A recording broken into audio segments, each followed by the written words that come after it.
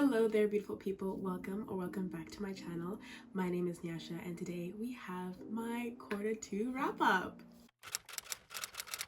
I know that this is a little bit delayed.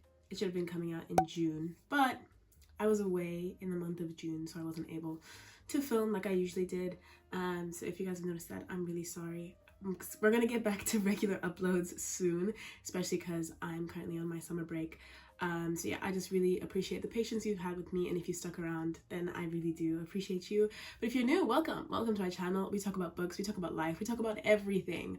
But today in particular, we're going to be talking about all the books that I read in the Q2, so from the months of April, May, and June. I'm really excited. I hope you're excited. I made notes this time so that I didn't forget about the book and like what was going on.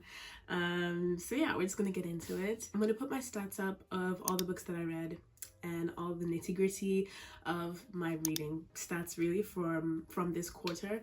If you're interested, without further ado, we've got 8 books to talk about today, so we should get into it. Starting in the month of April, I read one book, and that was A Lesson in Cruelty by Harriet Tice. This book I rated 2 stars.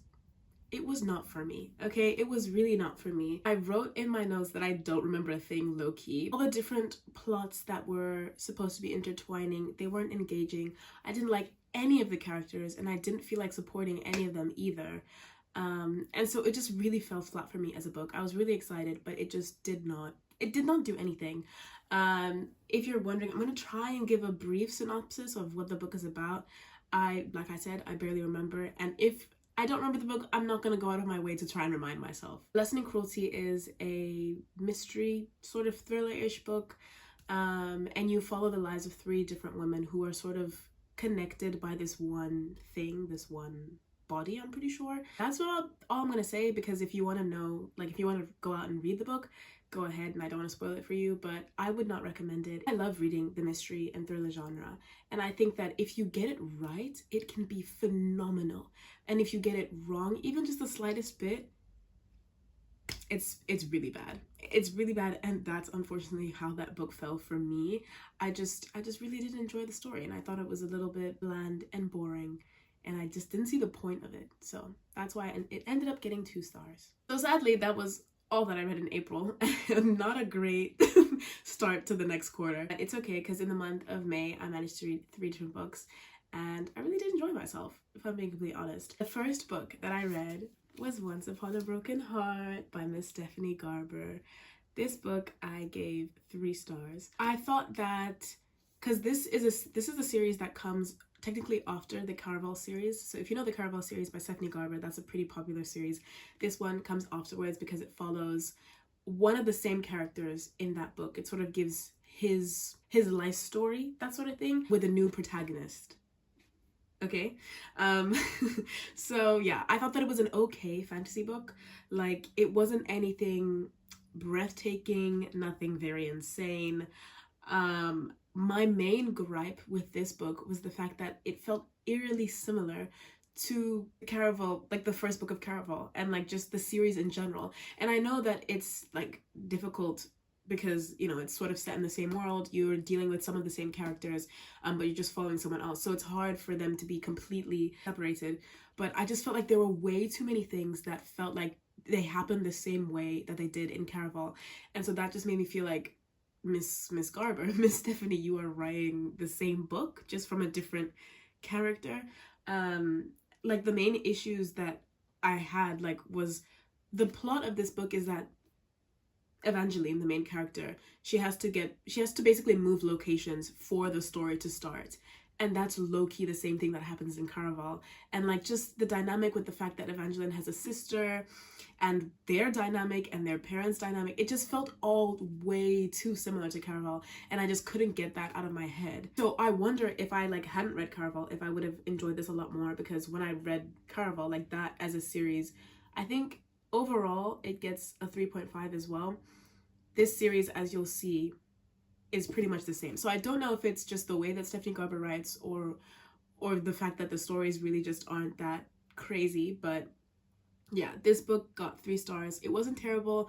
I probably wouldn't recommend it, but I wouldn't also tell people not to read it, if that makes sense. I haven't even thought about it since finishing it.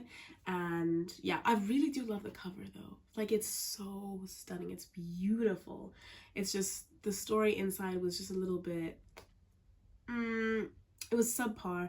I think also because it is, if I'm not mistaken, a young adult fantasy. Like, the stakes in this are really not high. Like, they're not high at all, I'd say. And maybe I just need a little bit more action, a little bit more grit, a little bit more things happening for me to really enjoy a fantasy. This, in my opinion, this series is definitely leans more to romantasy than fantasy. Like, it's set in a very fantastical and like rich world, but it doesn't really sit heavily in the fantasy portion. It's more so the romance. But that was Once Upon a Broken Heart. The next book I read was actually via audiobook. That was the first ever audiobook that I read. And beautiful people, I hope you know that I'm now an audiobook warrior. Like, I have one on the go all the time. I love it. I love it. It's because I got a free trial on this platform called BookBeat, and so I've just been using up my hours like crazy. But this is the first audiobook that I read on that platform, and that was From Here to the Great Unknown by Lisa Marie Presley and Riley Keough. I'm pretty sure that's who co-wrote the book. So it's a memoir that follows Lisa Marie Presley's life, and she began writing this memoir, but before she could finish it, she actually passed away. So her daughter, Riley Keough, came in and helped finish the memoir, and so both of them actually are the readers of the memoir. It added to the authenticity of the entire listening experience, and I just thought it was so beautiful. I really enjoyed this book. I would definitely recommend it if you've never read a memoir. I feel like this is a great place to start. This is definitely because I have a deep fascination with all things like old school sort of performers. Whenever I'm on like planes, I like watching documentaries, especially about artists. I love biopics about artists. So I've watched the June Carter Cash one, and then I've also watched Liza Minnelli one. I love just that sort of like old Hollywood, and just looking into the lives of people who were living through that and just growing through it, and just I don't know, I'm just really fascinated with that. And so this memoir follows Elvis Presley's daughter, Lisa Marie Presley, and it's just sort of her as she's juggling having a father like Elvis Presley and dealing with all of his virtues as well as his vices, and just her life. Basically, it's literally just her life. And I thought it was so beautifully done. The reason why I picked it up was because I saw Katie Whitrick. She seemed like she loved the book, and just the way that she spoke about it made me want to pick it up, and I absolutely fell in love. I finished it in a day. I just, every single moment that I could, I was listening to that audiobook because it was just so well done.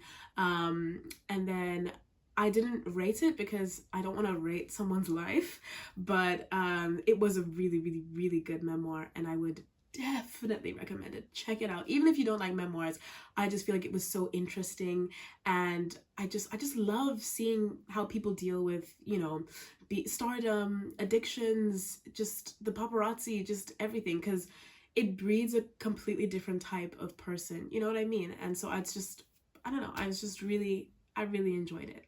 My goodness, I actually got it wrong. Before I read From Here to the Great Unknown, I actually read The Ballad of Never After, which is the second book in the Caraval trilogy, and I rated this book 3 stars. I enjoyed this one a bit more than the first one. I think it's because I'd now gotten used to the characters, and I'd sort of come to term with the fact that it was going to be very Caraval-esque. And in my notes, I say that we get a lot more of Jax's life in this book, and that's the character who we know from Caraval. So it was a lot more interesting to see this. And we do get a lot of different other sort of fantastical beings that are coming into play as well. So I enjoyed that aspect too. The other thing that really just made me upset about the book really was the fact that, like, it's a slow burn.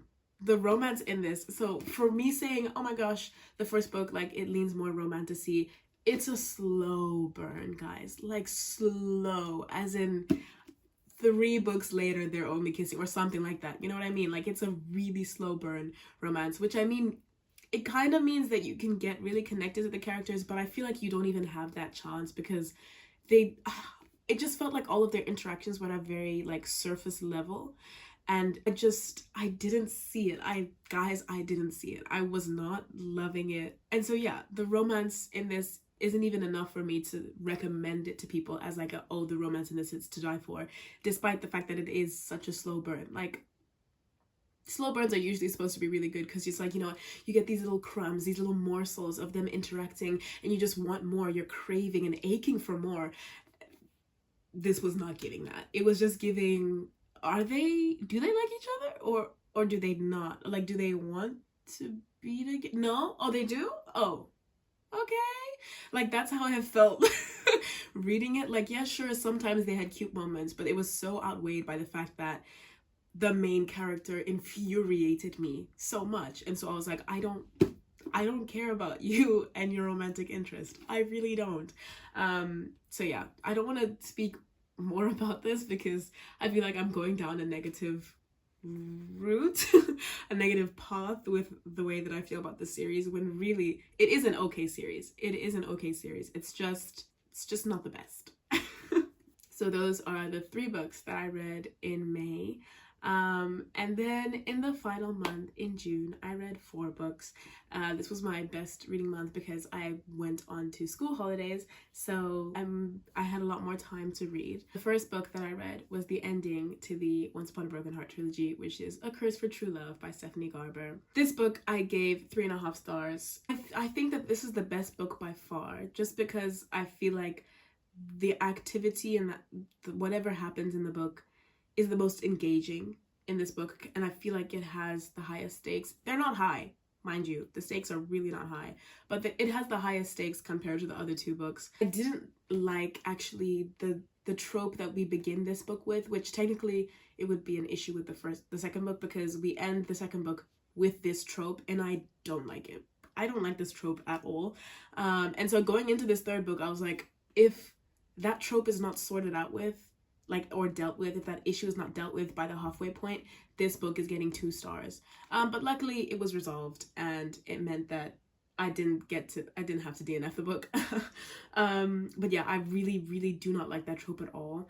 And I feel like in here it was done even worse, because it was like, surely that can't be how the story ends. Like, you just knew that's not how it was gonna end, because that just felt way too easy. And so, like, yeah, when I say the stakes were higher in this book, they were moving up from here, I think. I still really did not enjoy Evangeline as a character. She really annoyed me. But overall, as a whole series, it's okay. Sorry if there are any massive changes. I had to take a break from filming, but we're back, and we're going to talk about the next book that I read in the month of June, which was No One Saw a Thing. I cannot remember for the life of me who the author of this book was, but I rated this book 4.5 stars, and I loved it. I loved it so much, like you don't even know.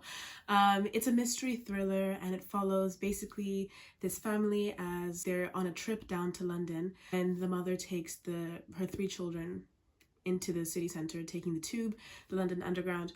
2 of her girls get onto the tube before she can join them, and she's holding onto her son. And when she finds the girls at the next platform with the help of security, they can only locate 1 girl. And so the book is basically just trying to figure out how no one was able to see that 2 girls got on the train and only 1 got off. So, oh my goodness, it was so good. Literally in my notes, I wrote that I ate this book up, and I did. I think I finished it in like 3 days or something like that.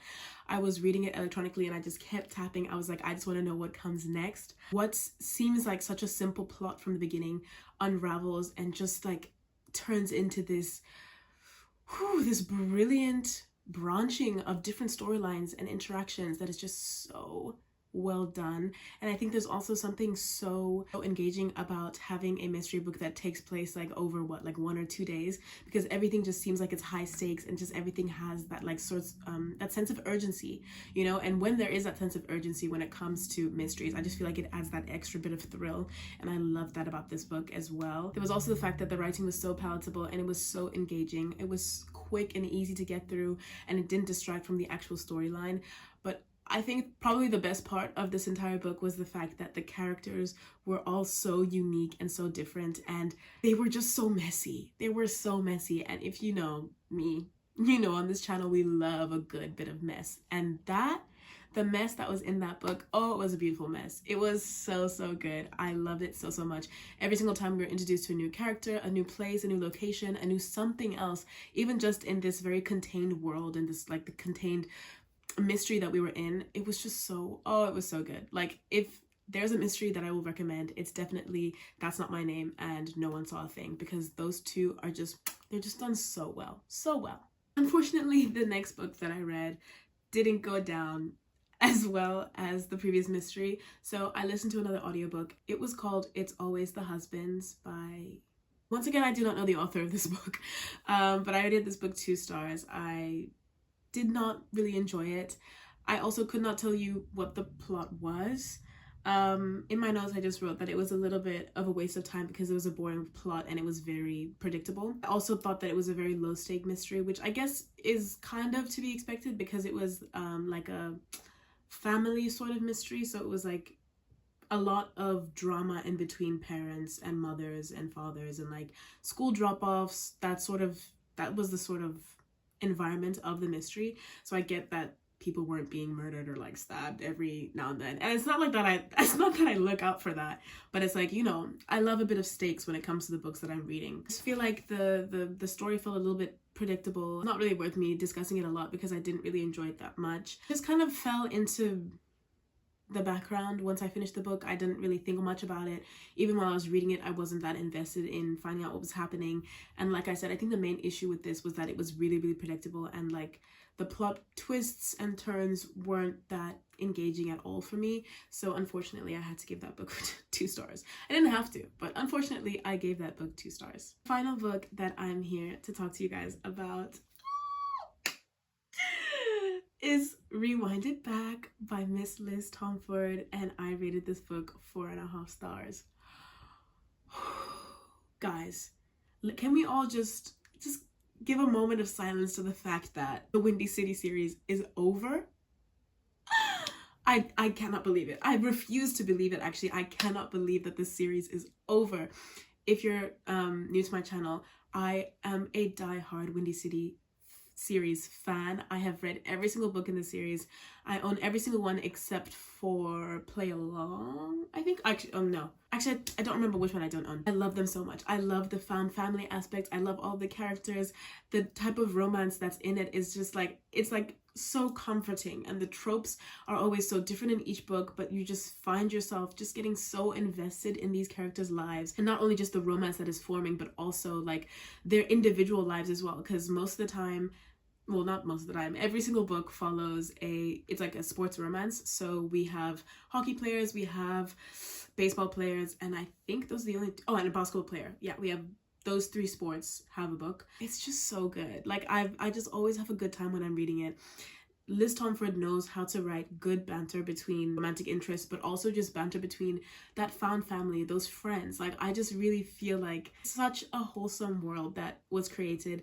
And I think since I have been here since the beginning and I've just been reading each book as it comes out, I just feel like this series is like gonna have a little piece of my heart forever, I feel like, because it was just so good. This book in particular though, I think it is become my favorite in the series because it's childhood friends to lovers as well as second chance romance, and I feel like that combo is always going to do something to me. It always will. I just love it so much, and I feel like Liz Tomford did it so well, especially because the conflict that happens later parts in the book are actually like, they're sensical. They're not stupid little ones just to like make the book get longer. Like, they actually have meaning behind it, and I feel like, oh yeah, we needed this to happen for the relationship to thrive afterwards. I just really enjoyed it. Rio is my man. Mr. DeLuca, thank you. I'm actually Mrs. DeLuca. Thank you. Nice to meet you. So yeah, I just loved it. I loved it so much, and the book itself wasn't too cringy, and I just really think that the relationship that formed in this book was just so well done. It was so pure and just so beautiful. I loved it. So if you're looking for a good romance series to sink your teeth into, please read the Windy City series. You are not going to regret it.